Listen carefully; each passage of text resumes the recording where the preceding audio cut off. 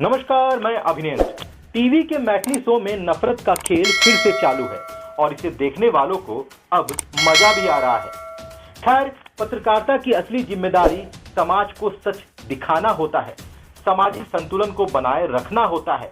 खबरों की प्रस्तुति इस तरह से होनी चाहिए कि समाज में आपसी भाईचारा बना रहे। लेकिन टीवी के अधिकतर चैनलों पर खबरों के माध्यम से नफरत का जहर फैलाया जा रहा है। चुन चुन के वही चीजें दिखाई जा रही हैं जिसे देखकर एक तबका उत्तेजित हो। टीवी पर हर तरह के दंगों को अपने हिसाब से प्रस्तुत किया जा रहा है।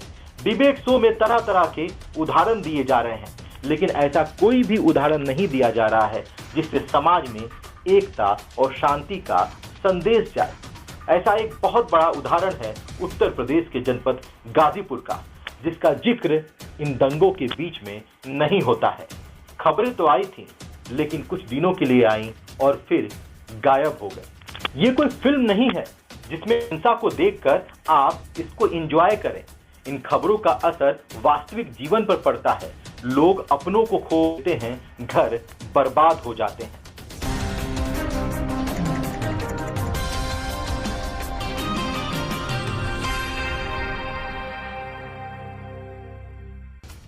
खबरों के अनुसार उत्तर प्रदेश के जनपद गाजीपुर के गहमर गांव में 2 अप्रैल को यानी रामनवमी के समय हिंदू नववर्ष के मौके पर कलश यात्रा निकाली गई।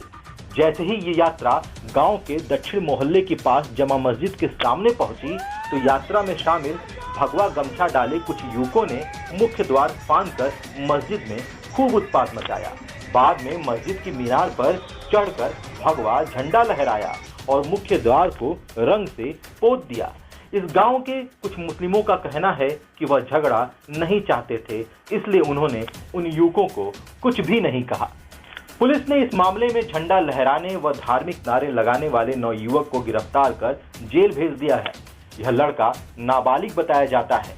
वह 9वीं कक्षा का छात्र है और उसकी उम्र करीब 14 वर्ष है। पुलिस के अनुसार वो ही इस मामले का मुख्य आरोपी है।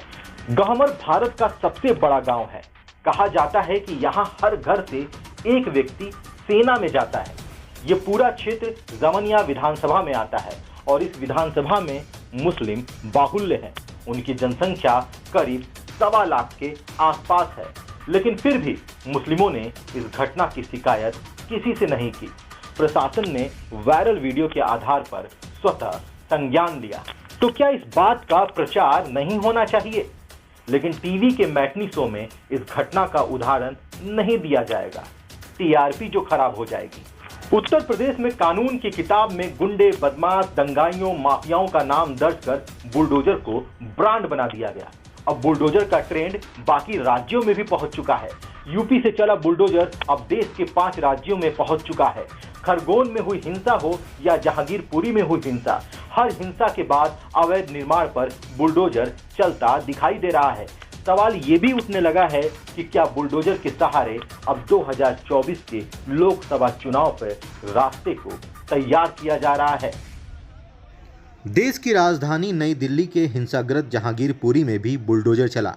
सुप्रीम कोर्ट के आदेश के बावजूद भी बुलडोजर चलता रहा, लेकिन आखिरकार फिर बुलडोजर को रोक दिया गया। आपको बता दें कि हिंसा के बाद सामान्य होते हालात के बीच बुधवार को उत्तरी दिल्ली नगर निगम की तरफ से जहांगीरपुरी में अतिक्रमण हटाओ अभियान चलाया जाने वाला था, लेकिन सुप्रीम कोर्ट ने इस पर रोक लगा दी। इसके बावजूद जहांगीरपुरी में कुछ देर तक बुलडोजर चलता रहा। हालांकि बाद में दिल्ली नगर निगम ने तोड़फोड़ की कार्रवाई बंद कर दी। मलबे को हटाने का काम जारी है। वहीं तोड़फोड़ की कार्रवाई पर खबरों के अनुसार एनडीएमसी के मेयर राजा इकबाल सिंह ने कहा था कि उन्हें अभी तक कोई ऑर्डर नहीं मिला था। आपको बता दें कि इलाके के मुसलमानों ने दावा किया है कि जुलूस में शामिल लोगों ने हथियार लेकर मस्जिद में तोड़फोड़ करने की कोशिश की। हिंसा को लेकर पुलिस की तरफ से कहा गया है कि हनुमान जयंती के दिन उस वक्त 2 समुदायों के बीच झड़प हो गई थी, जब शोभा यात्रा मस्जिद के पास से गुजर रही थी। शोभा यात्रा में धार्मिक संगीत बज रहा था। उसी समय मस्जिद में आज़ान का भी समय हो गया था। पहले दोनों पक्षों में बहस हुई थी, बाद में पथराव की शुरुआत हो गई। दोनों ही पक्षों की तरफ से एक दूसरे पर आरोप लगाए जाने लगे। हालांकि बुलडोजर ने जहांगीरपुरी में नुकसान तो कर ही दिया। खबरों के अनुसार इस कार्रवाई में कई जूस की दुकान, रेहड़ी, ठेले, गुमती और अन्य कई दुकानें तोड़ दी गईं। मस्जिद के गेट पर भी बुलडोजर चला। बात उत्तर प्रदेश की करें तो यहाँ पिछले 3 साल में अपराधियों के घरों और संपत्तियों पर खूब बुलडोजर चला। एक आंकड़े के अनुसार अब तक 20,000 करोड़ से ज्यादा की संपत्ति पर योगी सरकार का बुलडोजर चल चुका है। इसमें 325 करोड़ के आसपास की संपत्ति तो अकेले माफिया अतीक अहमद की थी। यूपी से चला बुलडोजर सबसे पहले पड़ोसी राज्य मध्य प्रदेश में पहुंचा। यहाँ 2 साल के अंदर गुंडों और भूमाफियाओं से करीब 15,000 एकड़ जमीन मुक्त कराई जा चुकी है। इसकी कीमत करीब 12,000 करोड़ रुपए से ज्यादा आंकी जा रही है। शिवराज सरकार ने बुलडोजर चलाने के साथ ही 188 भूमाफियाओं पर रासुका लगाया तो 498 को तड़ीपार भी किया। हाल ही में खरगोन हिंसा के बाद 24 घंटे के अंदर मुख्यमंत्री शिवराज सिंह चौहान की सरकार ने करीब 45 मकान और दुकानों को ध्वस्त कराया। आरोपियों की गिरफ्तारी से पहले ही बुलडोजर चला दिया गया। खबर गुजरात से भी है। गुजरात के खंभात में रामनवमी पर हुई हिंसा के आरोपियों की संपत्ति पर पिछले हफ्ते ही मुख्यमंत्री भूपेंद्र भाई पटेल ने बुलडोजर चलवा दिया। प्रशासन का कहना था कि आरोपियों ने जो अतिक्रमण किया था उसे गिरा दिया गया है। रामनवमी पर गुजरात के हिम्मतनगर और आनंद जिले में हिंसा हुई थी, जिस पर नियंत्रण पाने के लिए पुलिस को कार्रवाई करनी पड़ी थी। इसमें एक की मौत भी हो गई थी।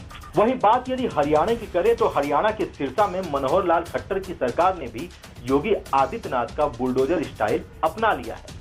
खट्टर सरकार ने पिछले साल जुलाई में सिरसा में 2 बड़ी अवैध कॉलोनियों पर बुलडोजर चलवा दिया था। इस मामले में असम भी पीछे नहीं रहा। असम के मुख्यमंत्री हेमंत बिस्व शर्मा ने ड्रग्स पर खुद बुलडोजर चलाया। मुख्यमंत्री ने पिछले साल नगवा जिले में जब्त किए गए ड्रग्स पर बुलडोजर चला दिया। तब उन्होंने कहा था कि उन्हें पता है कि असम के रास्ते पूरे भारत में ड्रग्स सप्लाई होती है। इस सप्लाई की लाइन को काट देना और इसके उत्पादन को बंद करना हमारा कर्तव्य है। उत्तर प्रदेश के मुख्यमंत्री योगी आदित्यनाथ ने जिस तरह से अपराधियों और माफियाओं पर बुलडोजर का वार किया है, उसका काफी असर टीवी के मैटनी शो में देखने को मिल रहा है। खबरें ये भी हैं कि अब यूपी में बड़ी संख्या में अपराधी जेल से बाहर ही नहीं आ रहे। यही नहीं, जिस पर भी एफआईआर दर्ज होती है वह खुद थाने पहुंचकर सरेंडर कर देता है। ये तरीका अब देश के बाकी भाजपा शासित राज्यों में भी अपनाया जाने लगा है। ऐसे में सवाल उठता है कि क्या बुलडोजर के सहारे ही भाजपा 2024 के लिए राह बनाएगी? तो अब इस फार्मूले को भी समझ लीजिए। ध्यान दीजिएगा, गाजीपुर में बुलडोजर गरजा, जिसकी आवाज पूरे देश को सुनाई दी। लेकिन उसी गाजीपुर में विधानसभा चुनाव में भाजपा को हार का सामना करना पड़ा। 7 सीटें भाजपा हार जाती है।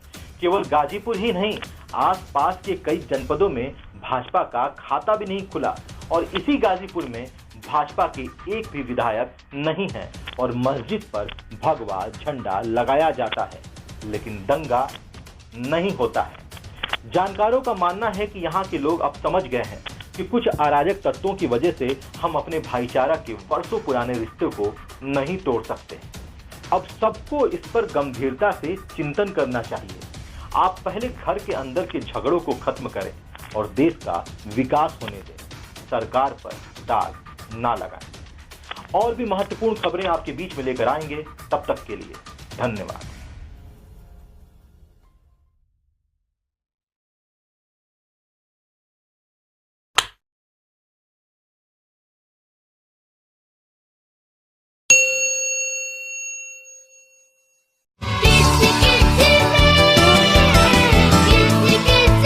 बच्चों को किड्जी से दूर रख पाना तो नामुमकिन है। किड्जी, इंडिया का फेवरेट प्री स्कूल।